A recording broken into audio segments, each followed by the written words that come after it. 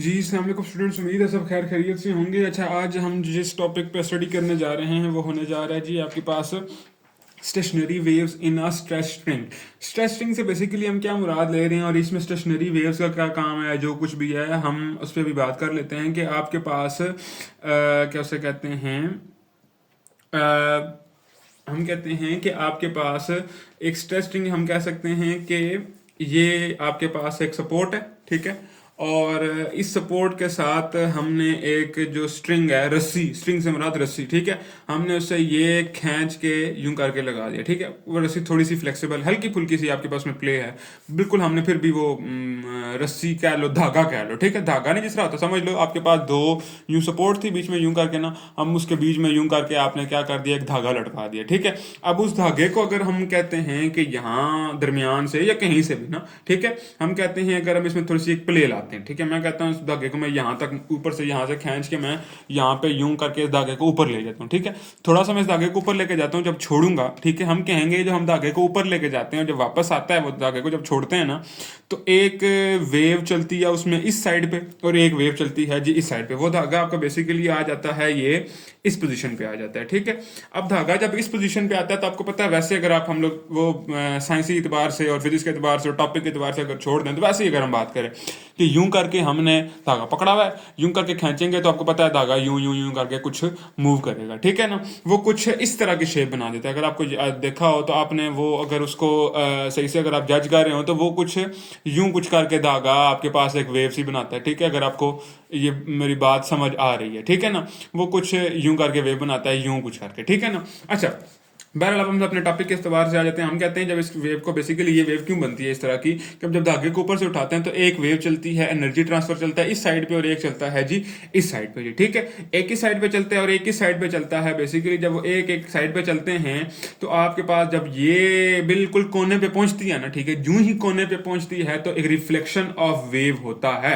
और जब reflection of wave होता है, बेसिकली आपने पढ़ा था कि जब रेयर मीडियम से डेंसर मीडियम पे वेव रिफ्लेक्ट करती है, रेयर मीडियम से यार यो डेंसर मीडियम पे रिफ्लेक्ट करे, तो वो उसमें एक फेज शिफ्ट आ जाता है जी 180 डिग्री का, ठीक है। अब जब दोबारा वेव चलेगी ना, ठीक है, दोबारा वेव चलेगी तो वो अब नीचे वाली साइड से यूं यूं करके चलेगी और इस साइड से भी बिल्कुल यही हो जाएगा कि ये आपकी वेव ये नीचे से चलेगी, ये भी नीचे से यूं करके चलेगी। बेसिकली इस वजह से ये आपके पास शेप बन रही होती है, ठीक है जी। अच्छा, अब हम कहते हैं कि जी आपके पास क्या से कहते हैं, अच्छा, अब हम कहते हैं यहाँ पे एक दो तीन फार्मूले हैं आपने याद रखने हैं, एक बात याद रखनी है सबसे पहले, बल्कि एक और चीज़ डिस्कस कर लेते हैं कि आपके पास यहाँ से लेकर ना यहाँ तक जो स्ट्रिंग की लेंथ होती है, यहाँ से लेकर यहाँ तक, बेसिकली उसे हम कहते हैं जी एल।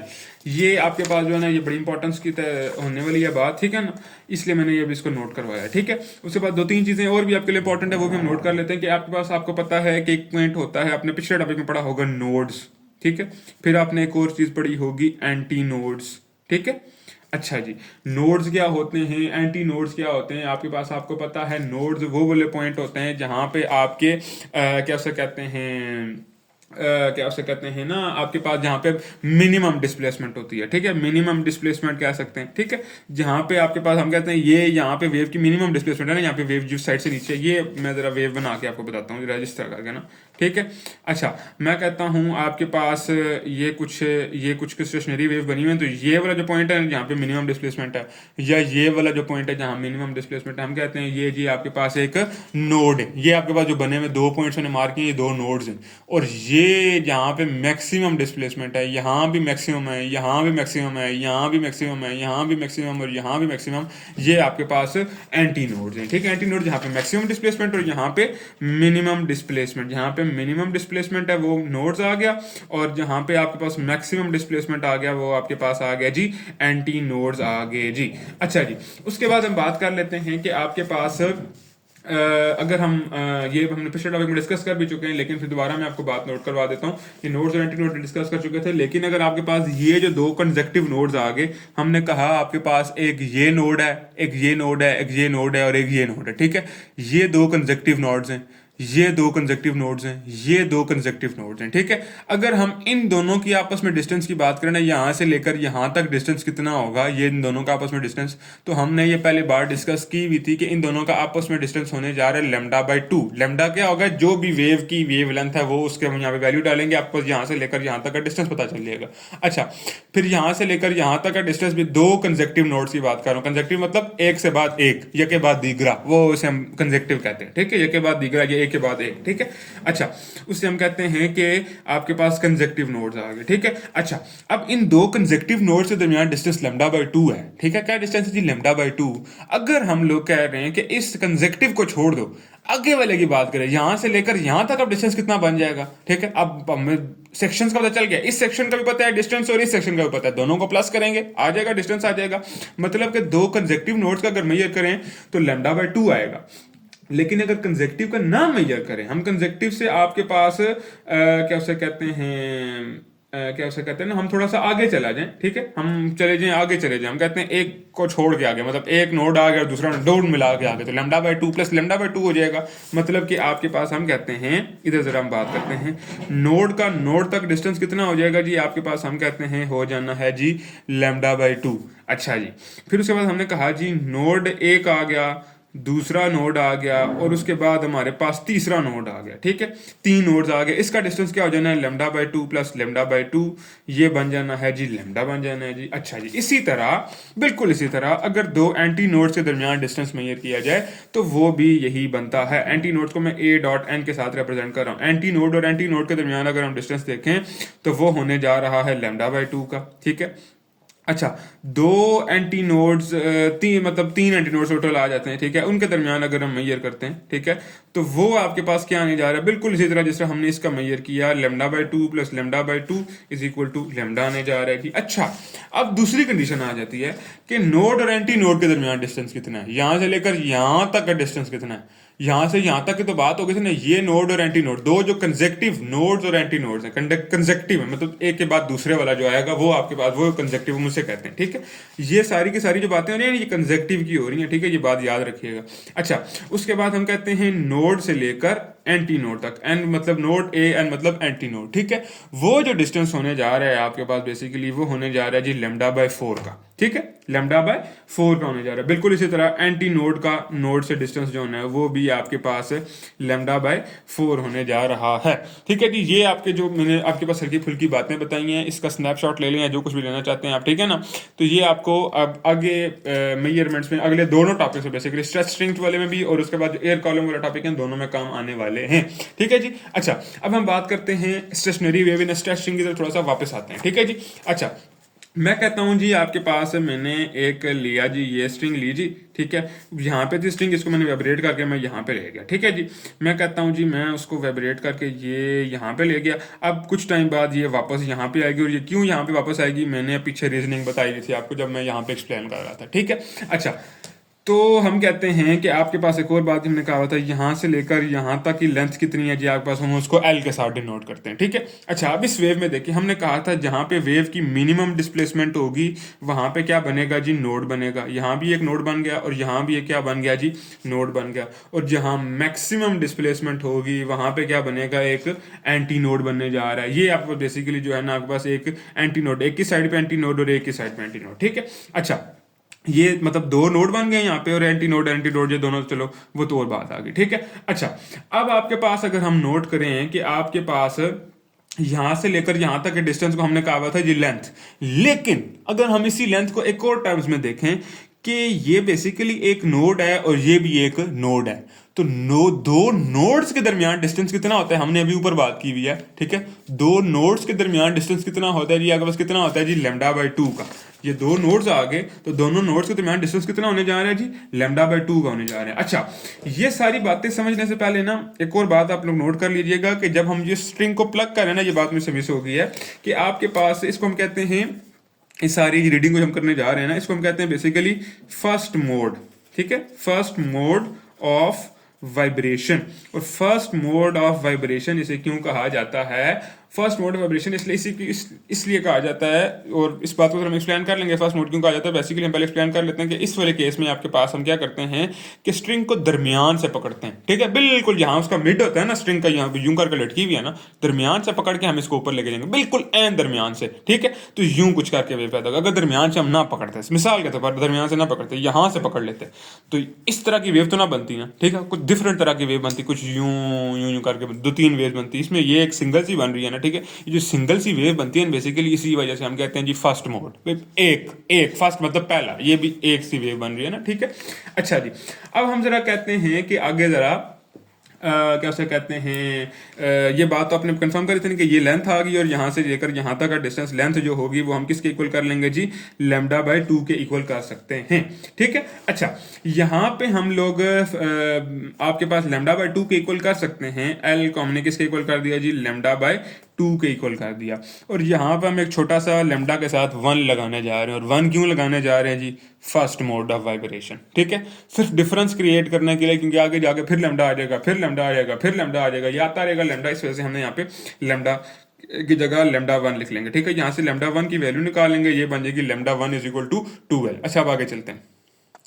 अच्छा जी, आगे अगर हम देखें यहाँ पे हम कहेंगे जी, अब यहाँ पे उस इक्वेशन को आप नाम दे दो जो हमने पीछे बात कर रहे थे ना, ठीक है, उसको आप नाम दे दो, क्या उसे कहते हैं, आप उसको कह दो जी, आपके पास वो है जी इक्वेशन नंबर λ1 = 2l जो थी ना, इसको आप नाम दे दो जी इक्वेशन 1 का नाम दे दो, ठीक है। इसको 1 का नाम दे के हमने इसको यहीं पे फिलहाल के लिए हमने छोड़ देना है, थोड़ी सी और हम काम करने जा रहे हैं, ठीक है। λ1 का नाम दे दिया, अच्छा, ओ सॉरी, इक्वेशन 1 का नाम दे दिया। अच्छा, अब उसके बाद हम कहेंगे जी आल्सो वी नो, क्या नो करते हैं जी हम लोग, जी हम ये नो करते हैं कि आपके पास एक रिलेशन आपको पता है v = f लैम्डा, ठीक है जी, v = f लैम्डा, और f1 और λ1 आने जा रहा है। क्यों आने जा रहा है, आपके पास बेसिकली आपके पास f1 इसलिए लगाया हमने, लैम्डा के साथ ही 1 लगा दिया, तो ज़ाहिर से पता फ्रीक्वेंसी भी चेंज होगी, ठीक है। लैम्डा और फ्रीक्वेंसी चेंज होगी, वेलोसिटी या स्पीड जो है वो चेंज नहीं होनी, ये बात याद रखिएगा, स्पीड कांस्टेंट रहती है, फ्रीक्वेंसी और लैम्डा जो होते हैं वो ऊपर नीचे होते रहेंगे, ठीक है। अच्छा, अब इस रिलेशन से अगर हम लोग फ्रीक्वेंसी की वैल्यू निकाल लें, तो आपके पास बन जाएगा v/λ1 निकाल लें, ठीक है। अच्छा जी, v/λ1 निकाल लें, तो आपके पास λ1 की तो वैल्यू हमने अभी पीछे इक्वेशन 1 में बात की। इक्वेशन 1 कौन सी जी, आपके पास ये आपके पास है जी इक्वेशन 1, λ1 = 2l, ठीक है। यहां से हम लोग लैम्डा की वैल्यू डाल सकते हैं, ठीक है। अच्छा, लेकिन v की वैल्यू नहीं डाल सकते, स्पीड की वैल्यू आपको पता होनी चाहिए। स्पीड का एक बड़ा वेल नाउन सा फार्मूला है, ये फार्मूला आप लोग याद रख लें। यहाँ पे जो हम यूज करने जा रहे हैं, v = √f/m। f यहाँ पे क्या डिनोट कर रहा है, फ्रीक्वेंसी को नहीं डिनोट कर रहा, फोर्स को डिनोट कर रहा है, ठीक है। ये वाला f स्मॉल f है, ये वाला f कैपिटल f है, ठीक है। ये वाला स्मॉल f जो है फ्रीक्वेंसी को डिनोट कर रहा है, ये वाला फोर्स को डिनोट कर रहा है, दोनों अलग अलग चीजें हैं, ठीक है जी। अच्छा, अब ये आपके पास आ गई जी, आपके पास इक्वेशन 3, ये आपके पास आ गई जी इक्वेशन 2 आ गई जी, ठीक है। आपने यहाँ पे लिख देना है जी, पुट 1 and 3 in 2, ठीक है जी। 2 में ये वैल्यूज पुट करेंगे तो आपके पास फ्रीक्वेंसी की वैल्यू आ जानी है, v की जगह पुट करो अगर √f/m, और λ1 की जगह पुट करो आप लोग क्या उसे कहते हैं, हमने जो भी वैल्यू निकाली क्या वैल्यू निकाली थी जी, हमने अभी पहले निकाली थी जी 2l, ठीक है। 2l हमने वैल्यू निकाली, इसको हम इस तरह भी लिख सकते हैं 1/2l √f/m, ठीक है। ये आपके पास वैल्यू आ गई जी फ्रीक्वेंसी 1 की वैल्यू आ गई, ठीक है। अच्छा, इस फ्रीक्वेंसी को आपके पास फंडामेंटल फ्रीक्वेंसी भी कहा जाता है। फंडामेंटल फ्रीक्वेंसी इसलिए कहा जाता है कि बेसिक सी फ्रीक्वेंसी या फंडामेंटल पार्ट, फंडामेंटल मतलब बहुत जरूरी जो चीज होती है, ठीक है, ये उसे कहा जाता है। अच्छा, तो ये आपके पास जिसमें आपके पास स्ट्रिंग को दरमियान से वाइब्रेट किया जाएगा, ठीक है, उसे हम कह देंगे, उस वक्त जो फ्रीक्वेंसी होगी वेव की, हम उसको कह देंगे जी फंडामेंटल फ्रीक्वेंसी है। या फिर कह देंगे जब फर्स्ट मोड ऑफ वाइब्रेशन जब है, तो आपके पास जो फ्रीक्वेंसी रिसीव होनी है आपके पास, वो कौन सी होने जा रही है जी, आपके पास हम कहते हैं फंडामेंटल फ्रीक्वेंसी होने जा रही है।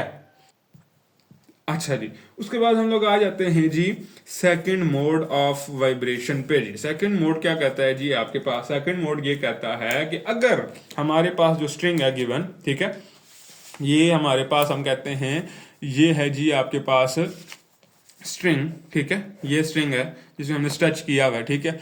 अगर पहले हमने क्या कहा कि दरमियान से अगर हम इसे स्ट्रेच करेंगे, ऊपर लेके जाएंगे, फिर ये दोबारा यूं कुछ करके वापस आएगा, ठीक है। अच्छा, अब अगर हम दरमियान से ना करें, ये जो दरमियान वाला हिस्सा है ना, ठीक है, इस दरमियान के भी दरमियान से कर लें, ठीक है। अब इस हिस्से के भी अगर हम दरमियान से कर लें, ठीक है, इस हिस्से के भी दरमियान से कर लें, तो अब इस हिस्से को पकड़ के अगर हम ऊपर लेके जाएं, ठीक है, इस हिस्से को अगर हम पकड़ के ऊपर लेके जाएंगे, तो हम कहेंगे आपके पास जो वेव बनने जा रही है वो कुछ इस तरीके की बनने जा रही है, ठीक है। अच्छा, ये जो वेव बनेगी यूं कुछ करके वेव बनेगी, और इसको हम कहते हैं जी सेकंड मोड ऑफ वाइब्रेशन। जब पहले वाला केस था हम कहेंगे 1/2 या हाफ से हमने उसे किया जी, ठीक है, उसे प्लग किया, उसे खींचा, ठीक है। और इस केस में हम कहेंगे 1/4 से हम उसे क्या किया जी, प्लग किया, ठीक है, 1/4 से हमने उसे प्लग किया, ठीक है। तब आपके पास जो सेकंड मोड ऑफ वाइब्रेशन आएगा। अब यहाँ पे मैं डायरेक्ट रफ डायग्राम बनाने जा रहा हूँ जो मैंने वहां पे बनाई थी, कि आपके पास ये हम जब उसको प्लग करेंगे तो आपके पास अब जो वेव बनने जा रही है वो कुछ इस तरीके की बनने जा रही है, ठीक है। अच्छा जी, ये इस तरीके की बनने जा रही है। और अब अगर आप देखो, यहाँ पे आपके पास जीरो डिस्प्लेसमेंट है, एक यहाँ पे नोड बनना है, ये मैं एन से डिनोट कर रहा हूँ, एक यहाँ पे जीरो डिस्प्लेसमेंट है, यहाँ पे नोड बनना है, एक यहाँ पे जीरो डिस्प्लेसमेंट है, एक यहाँ पे नोड बनना है, ठीक है जी। अच्छा जी, ये आगे जी नोड आगे, यहाँ मैक्सिमम डिस्प्लेसमेंट है, यहाँ एंटी नोड, यहाँ मैक्सिमम डिस्प्लेसमेंट है, यहाँ पे anti node, anti node, anti node, anti node, यहाँ पे भी एंटी नोड बनेंगे, ठीक है। मतलब ये इस सेंटर से लेकर यहाँ तक, सेंटर से लेकर यहाँ तक ये एंटी नोड बन रहे होते हैं, ठीक है। सेंटर से लेकर यहाँ तक, सेंटर से लेकर यहाँ तक आपके पास एंटी नोड्स बन रहे होते हैं। अच्छा, अब अगर हम बात करें लेंथ की, जिस तरह हमने पिछले केस में लेंथ ली थी, ठीक है, इस केस में लेंथ क्या होने जा रही है, एक नोड से लेकर दूसरे नोड तक हमने क्या कहा जी, कंजेक्टिव नोड्स के दरमियान डिस्टेंस होता है जी λ/2 का। अच्छा, अब इन दो कंजक्टिव नोड्स के दरमियान डिस्टेंस कितना होने जा रहा है जी, λ/2 का। टोटल डिस्टेंस मेजर करें तो कितना होने जा रहा है, λ/2 प्लस λ/2, जो कि बन जाएगा लैम्डा के इक्वल बन जाएगा। अगर हम कह दें लेंथ की वैल्यू जो है वो है जी लैम्डा के इक्वल है, ठीक है। लेंथ की वैल्यू किसके इक्वल होने जा रही है जी, आपके पास लैम्डा के इक्वल होने जा रही है, ठीक है। और लैम्डा के साथ हम लोग यहाँ पे पुट करने जा रहे हैं जी 2 पुट करने जा रहे हैं, ठीक है, क्योंकि सेकंड मोड ऑफ वाइब्रेशन है।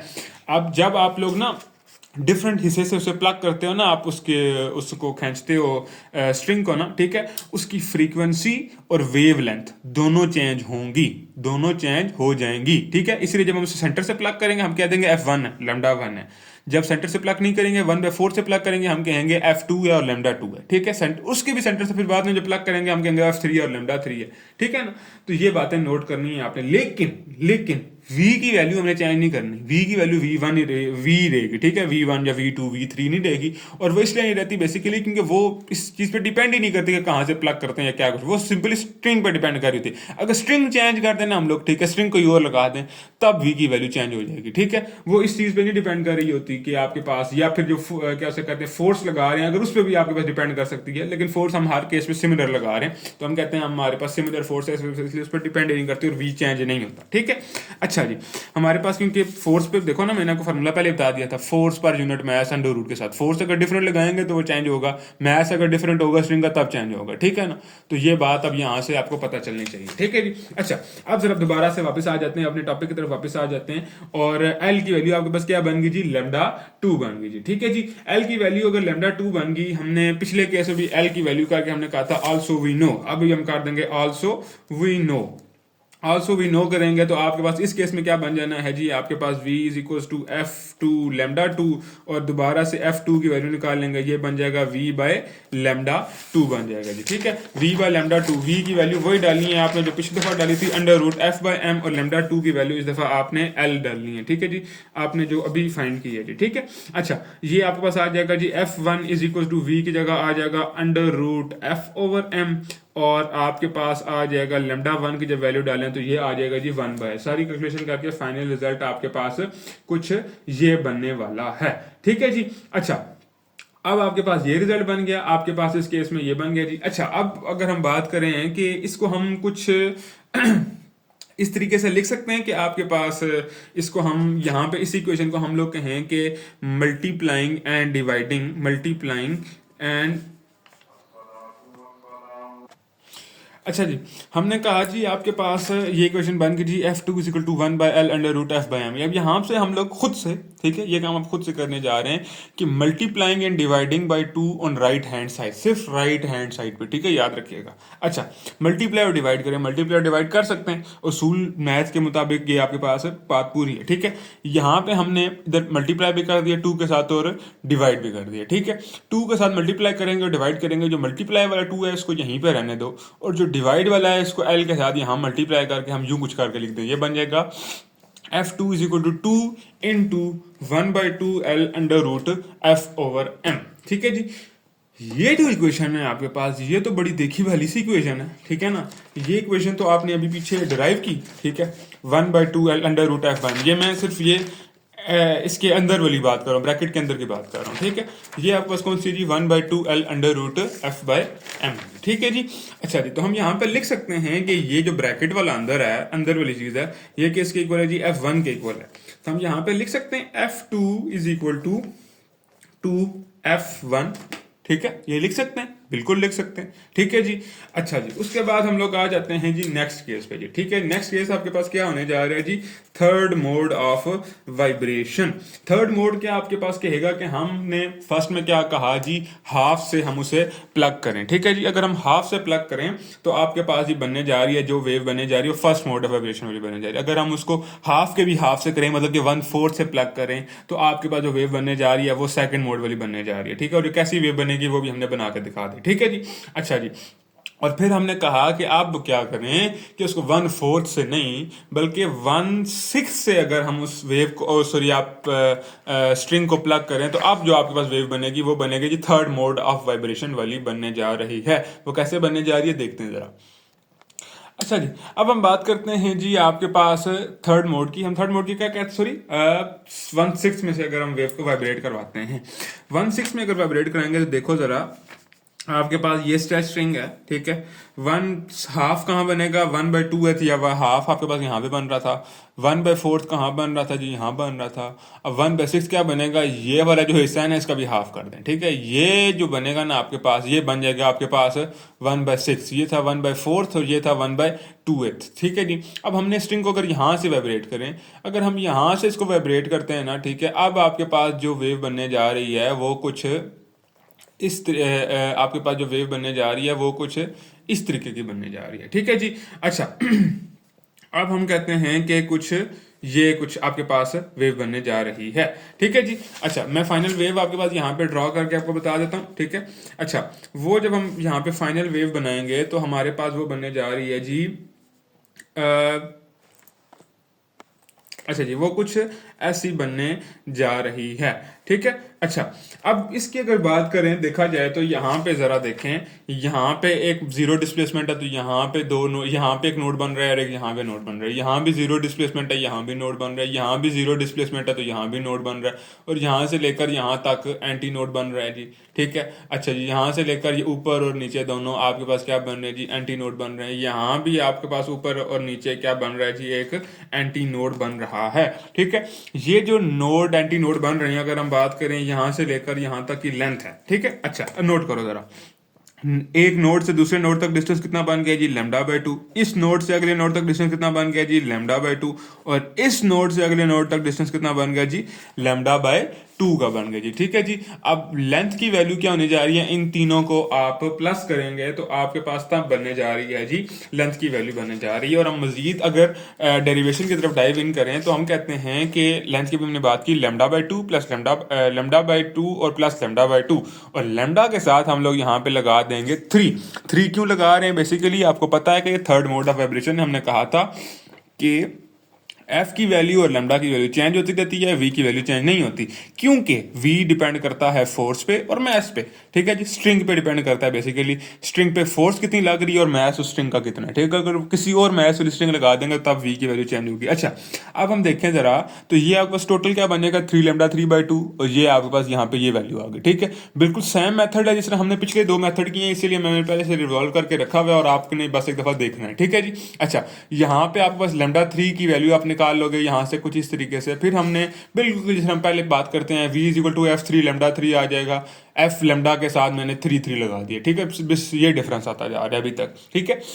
उसके बाद यहाँ से हम f की वैल्यू निकाल लेंगे। f की वैल्यू निकाल लेंगे तो आपके पास बन जाएगा f3 इज इक्वल टू, यहाँ पे v की वैल्यू पुट करोगे, v की वैल्यू पुट करोगे under root f over m, lambda 3 1 by lambda 3 की वैल्यू पुट होगी बेसिकली, ठीक है। ये जो है ना लेमडा यहाँ पे डिनोमिनेटर में, ठीक है। तो यहाँ से अगर 1 बाय लेमडा 3 की वैल्यू निकालें तो आपके पास क्या बनती है जी, आपके पास 3/2l ही बनती है ना, ठीक है। इसलिए यहाँ पे 3/2l लिखा भाई, यहाँ पे जी 2l/3 फाइंड किया जी, यहाँ पे 3/2l क्यों डाल दिया, ठीक है। तो इस बात से घबराना नहीं है, ठीक है। अच्छा, उसके बाद अगर हम लोग 3 को ब्रैकेट से बाहर लिख लें और अंदर वाली टर्म अलग कर लें तो ये बात वही आ गई, ब्रैकेट के अंदर जो टर्म लिखी हुई है ये वैल्यू तो हमारे पास जानी मानी इक्वेशन है। और जानी मानी इक्वेशन कौन सी है जी, हमने कहा था ये तो आपके पास फ्रीक्वेंसी 1 की वैल्यू है, इसीलिए हमने इस ब्रैकेट की जगह फ्रीक्वेंसी 1 लिख लिया और इसको हमने लिख दिया जी f3। अच्छा, अब यहाँ पे कंटिन्यूएशन देखें कि जब f3 था आपके पास तो बन गया जी 3f1। अच्छा जी, उसके बाद जब आपके पास शुरू में f1 था तो वो चलो f1 ही था ना, ठीक है, वो तो बात ही खत्म होगी, ठीक है। जब f2 आया तो क्या बन गया जी, 2f1 बन गया। जब f3 आया तो क्या बन गया जी, 3f1 बन गया। इसी तरह अगर f4 आ गया तो वो बन जाएगा 4f1 बन जाएगा, 5 आ गया तो वो इसी तरह बन जाएगा 5f1 बन जाएगा। तो हम लोग सिंपली यहाँ पे लिख सकते हैं nth mode of frequency find करने के लिए, n mode of frequency find करने के लिए, n मोड ऑफ वाइब्रेशन की फ्रीक्वेंसी फाइंड करने के लिए हम सिंपली लिख सकते हैं fn is equal to nf1, ठीक है जी। अच्छा जी, ये आपके पास आ गया जी, टॉपिक आ गया stationary wave in stretch string.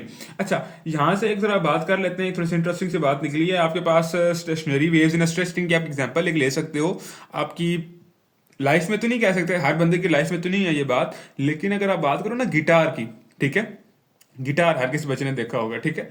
Guitar में अगर आप देखो तो आपके पास यूं कुछ स्ट्रिंग्स सी बनी हुई होती हैं, ठीक है, स्ट्रिंग सी बनी हुई होती हैं और यहाँ पे कुछ एक दरमियान पे वो सेंटर सा कुछ बना हुआ होता है, ठीक है, जहाँ पे आपके पास साउंड वो बन के अंदर वो गोल से डब्बे से के अंदर बाहर निकलती है, ठीक है, टकरा टकरू के बाहर निकलती है, ठीक है। अच्छा, अब ये बेसिकली वही स्ट्रेच स्ट्रिंग्स हैं, ठीक है, जो हमने यहाँ पे बात की है, ठीक है। इस स्ट्रेच स्ट्रिंग को आप लोग अगर हिलाओगे ना, ठीक है, मुख्तलिफ तरीके से हिलाओगे, बेसिकली वो आपके पास मुख्तलिफ आपके पास वेव्स पैदा होती हैं, मुख्तलिफ फ्रीक्वेंसियाँ पैदा होती हैं, ठीक है। ये हर डिफरेंट स्ट्रिंग है, ठीक है, बेसिकली हर स्ट्रिंग का कोई डिफरेंट मैथ होगा, इसी वजह से आपके पास हर स्ट्रिंग का डिफरेंट मैथ होने की वजह से आपके पास डिफरेंट फ्रीक्वेंसी सी पैदा होती है या आपके पास डिफरेंट सी वो आवाज़ पैदा होती है, ठीक है। ये मैंने कहा आपको ज़रूरी बता दूं कि आपके पास स्ट्रेच स्ट्रिंग वाले अगर आप विजुलाइज करना चाहें तो कहाँ से विजुलाइज कर सकते हैं। उम्मीद है समझ आई होगी, और फिलहाल के लिए इतना ही। अल्लाह हाफिज़।